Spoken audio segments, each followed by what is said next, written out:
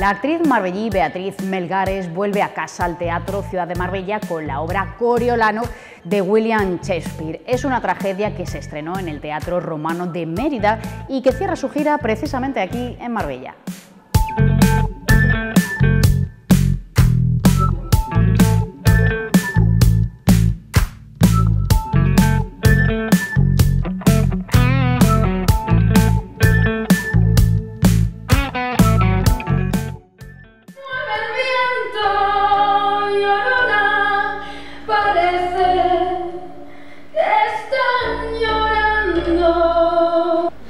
Canta algo más animado y con una cara más alegre. Único fruto de mi vientre, cuando su juventud y belleza, madre no se privaría de él ni una sola hora, aunque un rey se lo suplicara las 24 horas. Beatriz vuelve a su tierra para cerrar la gira de Coriolano que arrancó en el Festival de Mérida. Beatriz, ¿qué sientes actuando, volviendo a Marbella? Bueno, pues yo creo que no, vamos, me siento súper agradecida, súper feliz de volver a mi tierra. Creo que no hay éxito mayor que poder volver a donde uno pues fue feliz. Esta frase de Joaquín Sabina de uno no debe volver al lugar donde fue feliz, pues yo no pienso eso. Y volveré a Marbella siempre, siempre que pueda, porque me parece que vamos, aquí es donde yo me crié, aquí es donde descubrí el teatro, en el conservatorio, con Ana T. Rivera, y bueno, pues volver con una producción así para mí es maravilloso. Una producción muy interesante que arranca, decíamos, en el Festival de Mérida, pero es una lástima al final que se desaprovecha. Habéis hecho una gira pequeñita, Sí, hemos ¿no? hecho una mini gira, pero bueno, podía haber surgido más, pero también hay muchos compromisos por parte de la compañía, porque son unos actorazos, hay un elenco impresionante con Roberto Enríquez, sí, Carmen Conesa, Manuel Morón. Claro, están todos metidos en mil faenas y ya ha sido un poquito complicado seguir congeniando ahí y conjuntando las fechas de todos. Así que bueno, nos quedamos con, hay proyectos de Mérida que solo se quedan en Mérida, sí, y no salen de ahí, o sea que súper agradecidos. Estuvimos en Málaga también, Medellín, Olmedo, Valladolid, Pamplona y bueno, y cerramos aquí en Marbella, la última. Por todo lo alto, sí. La última. Vienes con un Shakespeare, es una adaptación que desde luego se acerca muchísimo a los temas de hoy en día, a los temas reales. Sí, es una adaptación de Antonio Simón y de Juan Carlos Plaza Asperilla. Y bueno, pues la verdad que han sido muy fieles al texto original, pero claro, recortando, porque si no esto serían 5 horas, porque Shakespeare es así. También porque antiguamente, claro, Shakespeare repetía muchísima información, porque antiguamente la gente cuando iba al teatro salía, entraba, comía, bebía, hablaba, entonces claro, había que repetir mucho la información. Hoy en día no, el espectador está sentado ahí desde el principio. Y entonces, pues bueno, ha sido una adaptación muy fiel, pero recortando, y yo creo que es muy actual. También el lenguaje se ha traído mucho a la actualidad para que la gente se pueda sentir identificada, que yo creo que sí, porque trata, pues eso, trata de ese juego sucio de la política, la corrupción, desigualdades sociales, el pueblo tiene hambre, se queja, debe gritar. Tenemos este personaje Coriolano, ¿no?, que genera admiración, pero también un profundo rechazo, porque no es un personaje unilateral, no es un personaje con muchos claroscuros. Yo creo que la gente se puede sentir identificada porque es muy fiel a sus principios, muy honesto, pero al mismo tiempo odia al pueblo, no quiere pedirle el voto, pero es honesto diciéndolo, ¿no? Plantea esa pregunta de qué es mejor, un político que es honesto y dice la verdad o que realmente juega ahí a una estratagema, pero luego te da la puñalada por la espalda, ¿no? Entonces, yo creo que con todo lo que estamos viviendo ahora, con toda esta situación política, esta convulsión, este descontento generalizado, yo creo que la gente se va a sentir muy apelada. Va a resonar. Sí. Pero fíjate, pasan siglos y seguimos un poco en el mismo punto, los grandes temas continúan. Los grandes temas continúan siempre, las pasiones no aprendemos, la historia se repite y esto seguirá por los siglos de los siglos, y es que no hay más que revisionar a Eurípides, Esquilo, Shakespeare, todos. Lorca es que está ahí, está ahí. Por eso los clásicos están vigentes sí, y siempre es por eso siempre se siguen haciendo. Calderón, la gente dice, pero otra vez, bueno, pero es que da igual. Es que dime Hamlet o, por ejemplo, la serie esta de Hijos de la Anarquía, que se hizo un poco, que la ves y sigue el patrón de Hamlet, ¿no? De hijo, el tío que está con la madre, que muere el padre, Entonces al final todo se repite. Siguen vigentes. ¿Qué recepción habéis tenido por parte del público? ¿Qué respuesta? Ay, pues muy bien, siempre en Mérida, la verdad que genial, porque es un público que además va predispuesto, va a jugar.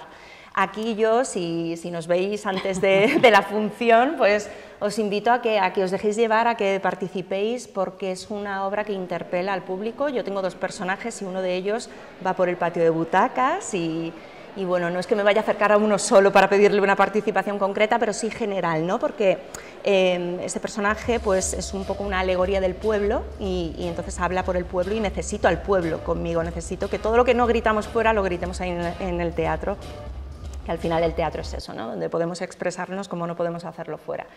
Y el público pues en Mérida era juego absoluto. Luego es verdad que dependiendo de cada sitio es curioso, ¿no? Porque dependiendo de la comunidad autónoma o dependiendo del sitio, pues es verdad que responden más o se quedan así como diciendo, pero ¿qué tengo que decir o qué tengo que hacer? ¿No? Esto de siempre reclamamos el derecho a la expresión y a la libertad, pero cuando te dan la voz y te dan la oportunidad te quedas como, ¿y ahora qué hago?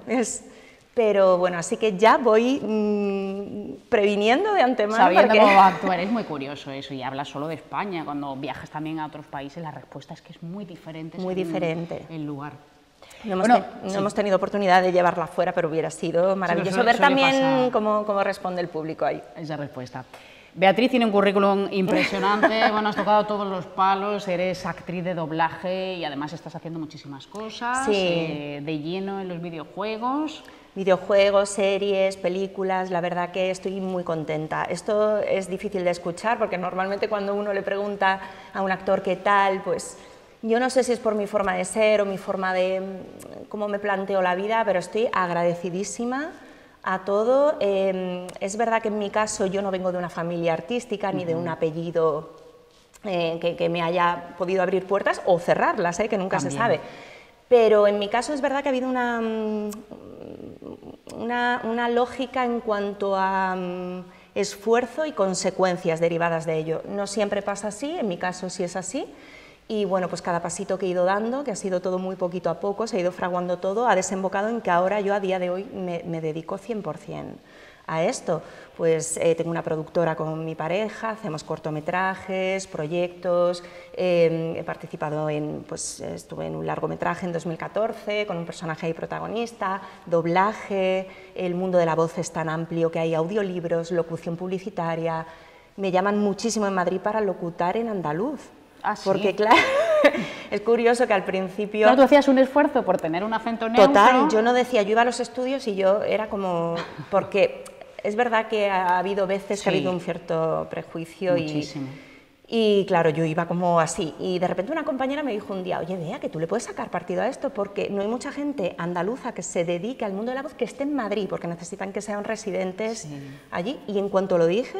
Pues he trabajado muchísimo, o sea que también está ese mundo, y luego el teatro, por supuesto, teatro infantil, he hecho muchísimo, comedia, estuve con una comedia el año pasado allí en Madrid, y bueno, y ahora con esto, que Mérida es un sueño para cualquier actor, es como un clic ya tachado. El escenario es tan impresionante, tan motivador. Es increíble estar allí, yo cuando ves a 2.500 o 3.000 personas que caben allí de pie, aplaudiendo, había momentos en los que estaba en el aquí y ahora, pero no podía dejar de pensar en todo eso. Yo decía, por Dios, que no se me vaya, el texto, que no me quede aquí congelada, mirando todo esto, porque era grandioso, grandioso.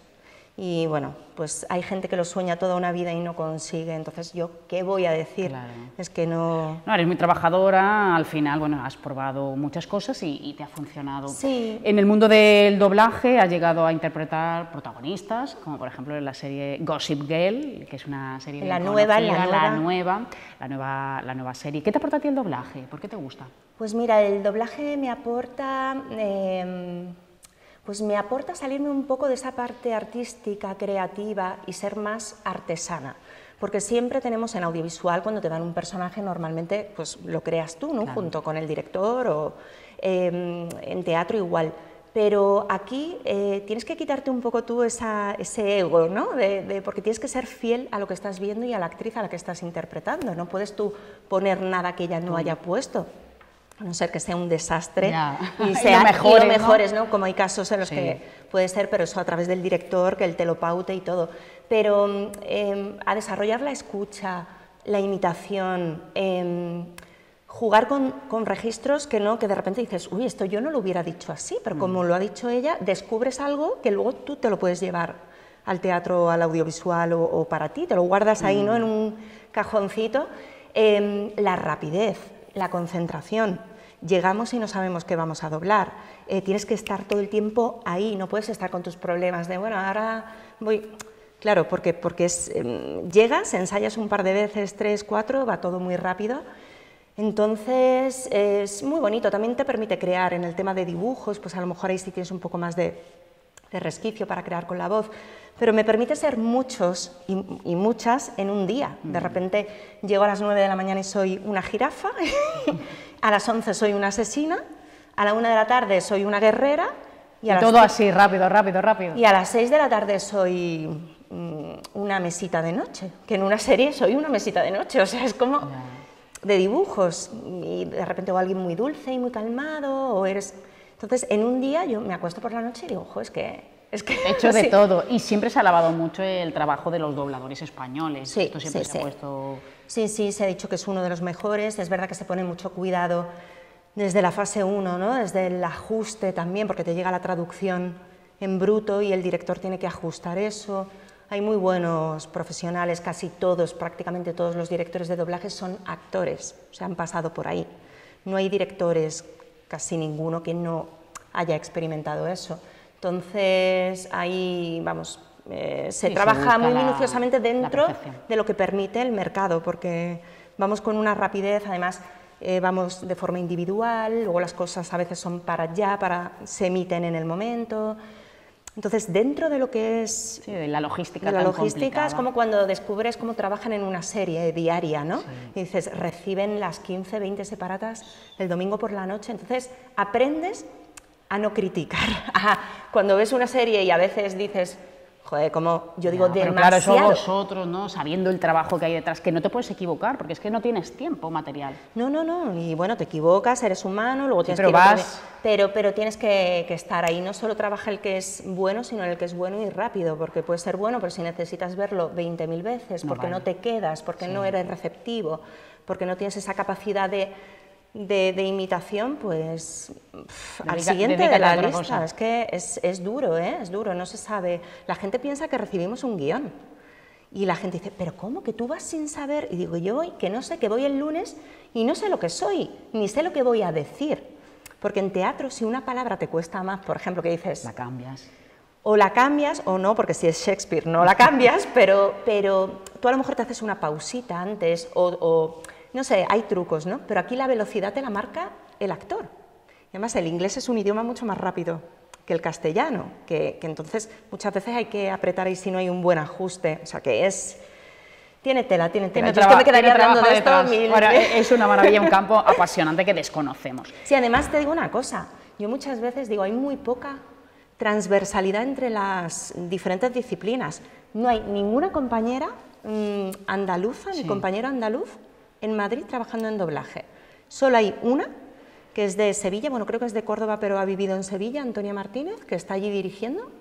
Sí que tengo 3 o 4 compañeros andaluces, pero compañeras, yo por ejemplo no tengo nadie de mi promoción de la ESAD que trabaje en doblaje. Entonces me doy cuenta de que es algo, a veces me tengo que parar y decir,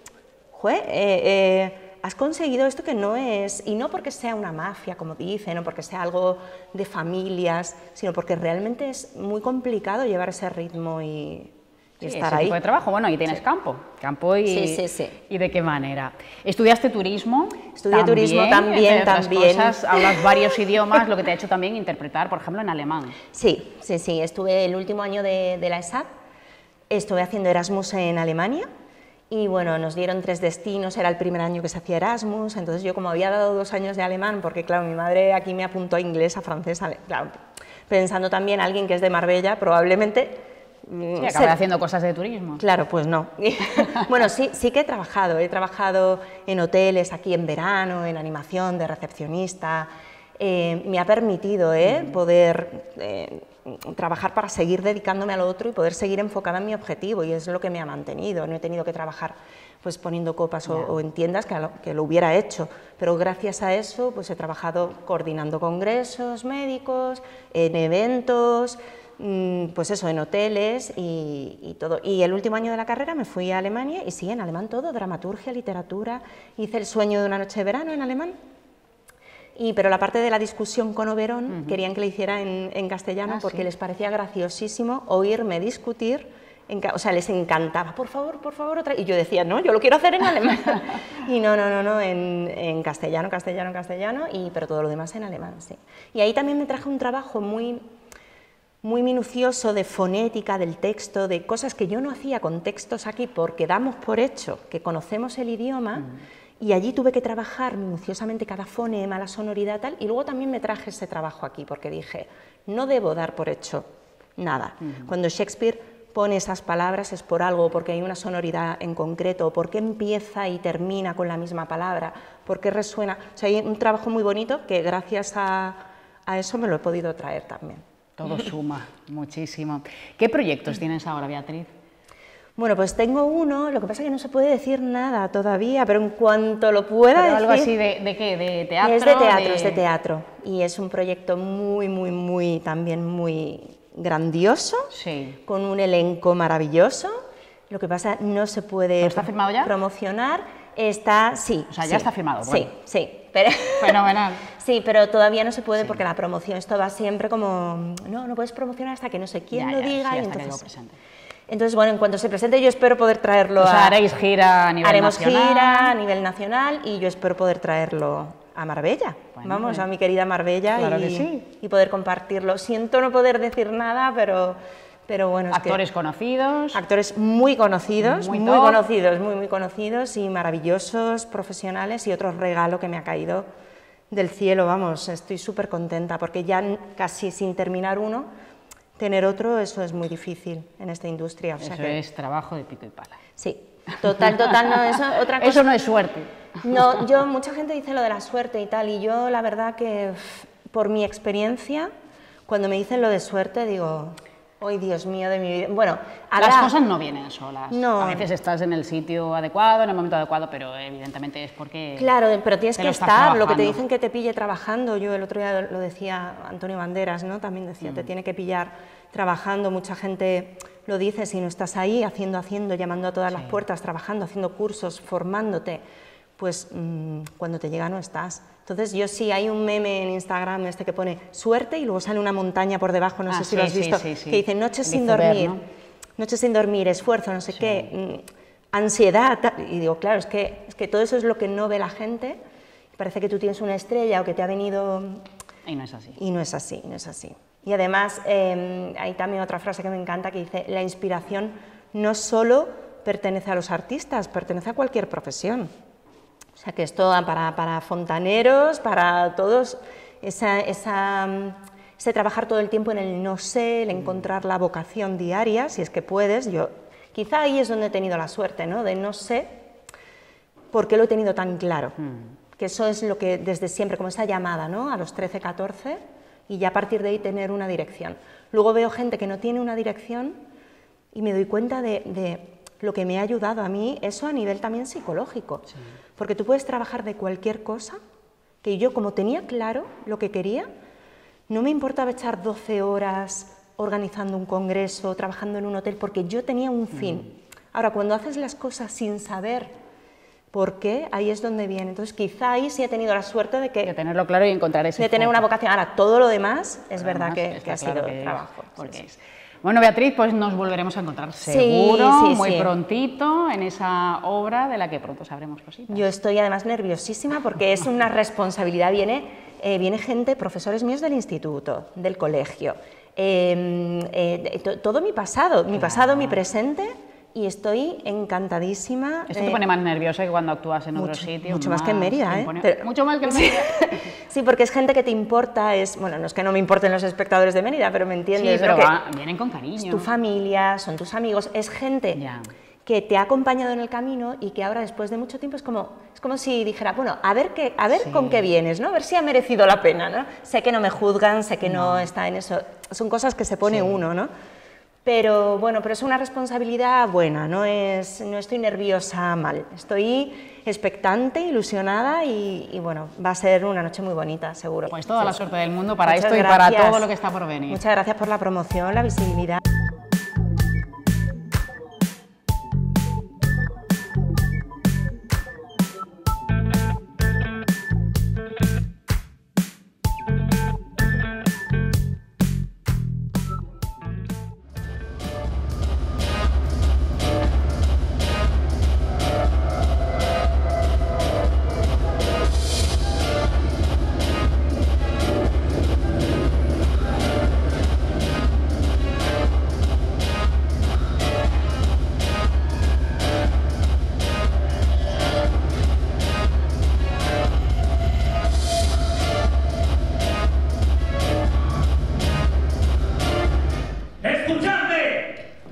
¿Estáis todos y todas dispuestos a morir antes que a pasar hambre? ¡Sí, lo estamos! ¡Claro que lo estamos! Sabed primero... Fundamentalmente por la obra, pero también por ver la actuación de Beatriz Melgar, que fue alumna nuestra del Instituto Río Verde, y sabemos que está dentro del elenco de actores y teníamos ganas de verla, y además que la obra también merece verla. Pues Beatriz es una excelente actriz y la hemos visto crecer como alumna y ahora queremos verla como actriz que ya está haciendo una carrera estupenda, con obras clásicas que tienen un texto complejo, difícil y que ya sabe darle una personalidad muy contundente y muy bien. Además del reencuentro de muchos compañeros que solemos quedar en el teatro para vernos, aunque a pesar de la lluvia hoy, pues una buena actuación y una buena obra, que siempre Shakespeare merece un rato de tu vida. Los dos somos actores, somos de la asociación Amigos del Teatro, Ciudad de Marbella, y llevamos 25 años en el teatro y para actuar bien hay que ver mucho teatro. Entonces no nos perdemos ninguna, y menos una obra como esta que es de mucha envergadura. Siendo de Shakespeare, me imagino que será un poco fuerte como todo lo de Shakespeare, complicada. Pero al fin y al cabo buena obra será, una buena obra. Conocía o tenía conocimiento de la obra cuando se estrenó en Mérida y las críticas que he escuchado y que he leído son bastante buenas, entonces pues aprovecho que ha venido por aquí, por la zona, pues para verla. ¡Salud, noble Marco! Siempre con buenas palabras. Las buenas palabras encubrirían el desprecio. Quien se fíe de vosotros verá que sois liebres, no leones, gallinas y no zorros. ¿Fiarse? Si a cada paso que dais cambiáis de parecer, llamáis noble a quien no hace mucho odiabais, y a quien era vuestro Dios lo llenáis de reproches. Y del Teatro Ciudad de Marbella nos vamos al Hospitalillo para asistir a un nuevo encuentro de biblioteca de escritores, en este caso con Ignacio Martínez de Pisón.